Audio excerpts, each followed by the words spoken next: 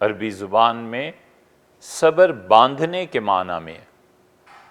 آپ کبھی کبھی غور کریں تو بسا اوقات ایک بادل کئی دن آسمان پر ٹھہرا رہتا ہے، روزانہ نظر آ جاتا ہے، اسے عرب صبیرہ کہتے تھے، اپنی جگہ پہ جم جانے والا، اپنی جگہ پہ ٹھہر جانے والا۔ صبر میں یہی ہوتا ہے، حالات کے جبر کی وجہ سے جو شر آتا ہے اس کا حل صبر ہے، اور اخلاقیات میں غلط فیصلے کے نتیجے میں جو شر پیدا ہوتا ہے اس کا حل اطاعت ہے۔ اگر بات پھر وہی آ جاتی ہے کہ شر ہے کیوں، ہم کہتے ہیں اگر شر نہ ہوتا تو خیر بھی نہ ہوتی۔ کوئی دنیا میں آدمی ایسا نہیں ہے جو یہ کہہ دے کہ دنیا امتحان کے لیے نہیں بنی۔ یقیناً دنیا امتحان کے لیے بنی ہے، اور اگر کوئی چاہے کہ بغیر امتحان کے کوئی دنیا تلاش کرے تو اسے یا تو پھر اپنے دماغ کا کہیں سے علاج کرانا چاہیے، یا وہ دو انہیں ذرا کہہ نہیں سکتے کہ پاگل تھے، بڑے آدمی تھے، بہت بڑے آدمی تھے اپنی روایت کے۔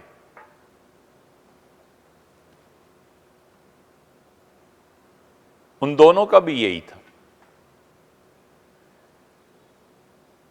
امتحان سے پاک دنیا، آزمائش اور تکلیف سے پاک دنیا صرف ایک ہی ہے، اور وہ جنت ہے۔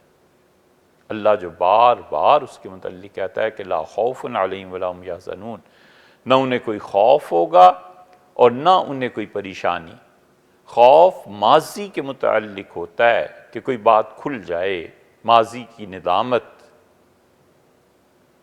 اللہ نے کہا کچھ بھی نہیں، بھلا دیں گے سب، اور مستقبل اس کی کوئی پریشانی ہی نہیں، کوئی مسئلہ ہی نہیں اس کا۔ غدواً وعشیّا، صبح شام ہم نیا رزق دیں گے، ہر ہفتے زیارت ہوگی، اور ابدی زندگی جس کا کوئی اینڈ نہیں ہے۔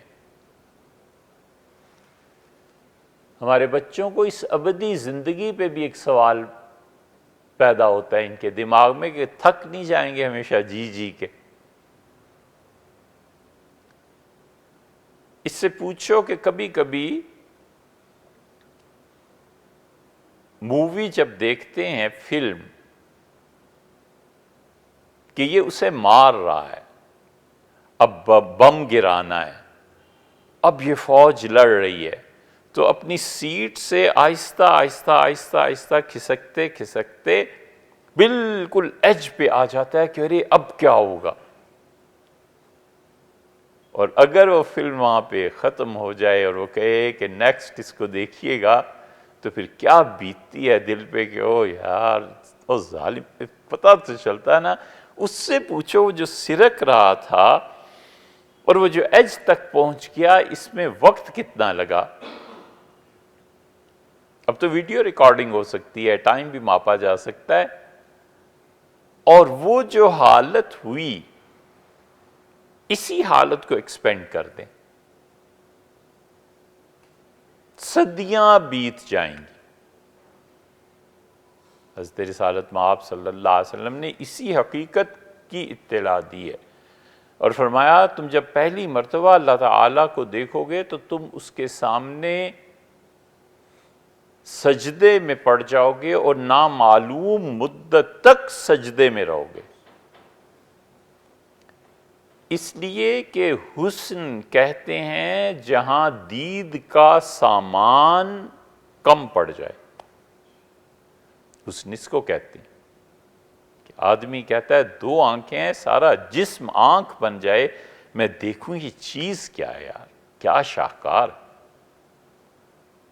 تو جو اس حسن کو دیکھے گا تو نامعلوم مدت تک وہ سجدے میں پڑا رہے گا، پتہ نہیں کروڑوں سال گزر جائیں، تو ٹائم کا کیا ایسا تصور۔ اس لیے جو یہ سمجھتا ہے کہ ایک ایسی دنیا ہونی چاہیے جس میں کوئی دکھ اور تکلیف نہ ہو، تو وہ جنت ہے، وہ امتحان کے نتیجے میں انعام ہے۔ اور امتحان ہو نہیں سکتا کسی بھی شخص کا جب تک کہ دو متضاد چیزیں قائم نہ ہوں۔ تو جس کو شر کہتے ہیں وہ اگر نہ ہو تو خیر کے وجود کے انتخاب میں اس کا امتحان پھر کیا ہوا؟ کچھ بھی نہیں۔ یہ تو شر قائم ہے، خیر قائم ہے۔ اسی لیے مولانا روم اس مثنوی میں جب اس نظریے پر بحث کرتے ہیں تو مولانا کہتے ہیں کہ جس کو تم گناہ اور شر سمجھتے ہو نا، یہ اپلے ہیں، گندے ہیں، ہاتھ لگاتے ہوئے تم ڈرتے ہو، لیکن یہ جلیں گے اور اس کے نتیجے میں تمہارا کھانا بنے گا۔ یہ شر اور گناہ کو جب تم قابو میں لاؤ گے، یہ کیوں ہے؟ اس وجہ سے ہے کہ تم اس پہ قابو پاؤ تاکہ تمہاری ترقی اور امتحان میں کامیاب ہو جاؤ۔ یہ مولانا کا فلسفہ۔ اس لیے شر سرے سے ہو ہی نہ، یہ نہیں ہو سکتا۔